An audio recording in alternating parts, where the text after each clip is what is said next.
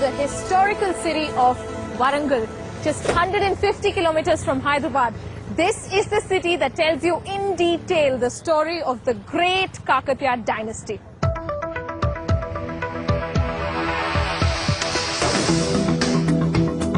You can sense the pride and power of the Kakathiyas even today at the Warangal fort.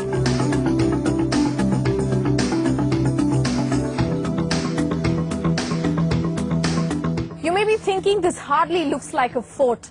The typical high walls or the cannons or the Darbar Hall of the King is missing. But what we are seeing are remains of one of the most impregnable and royal-looking forts of the medieval period.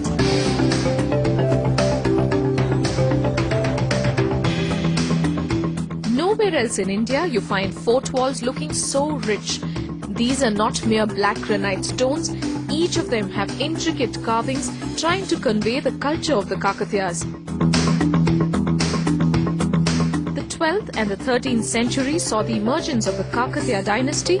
According to history, they were the greatest rulers in their time.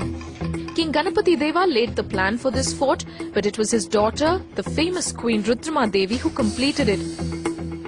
That's why the most ornate and feminine form of carvings in India are seen in the Warangal fort.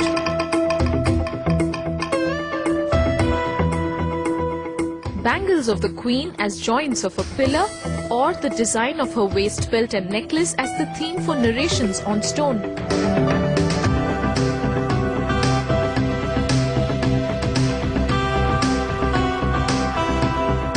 How did they manage such fine carvings on the hardest stone available on earth? The sculptor has left us clues. This is the original form of the stone. Markings are made on the green granite first, after which the edges are cut out, and then it is given a smooth finish, but then polished 3 times over. You see, this finish is so very soft and smooth. Unless the granite is made so smooth, which is very unlike granite's feature, the carvings are not possible.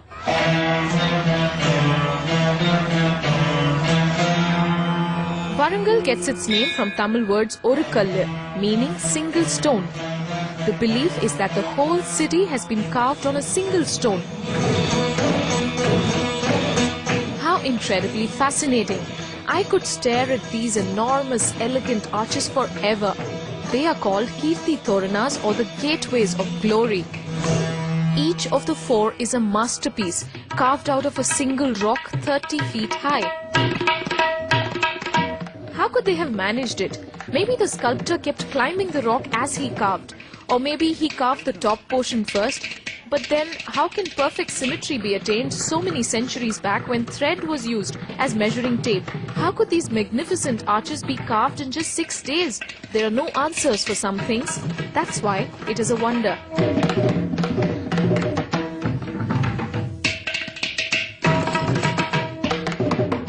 The Kakatiya kings were no doubt very powerful, so much so that they took over even the powerful Chola dynasty. But at the time they were ruling most parts of the south, it was Mughal king Alauddin Khilji who was ruling Delhi. He sent his army to conquer this prestigious fort. The war between the army and Pratap King Rudra II went on for about 7 months, after which the Kakatiya king had to give up because he ran out of ammunition.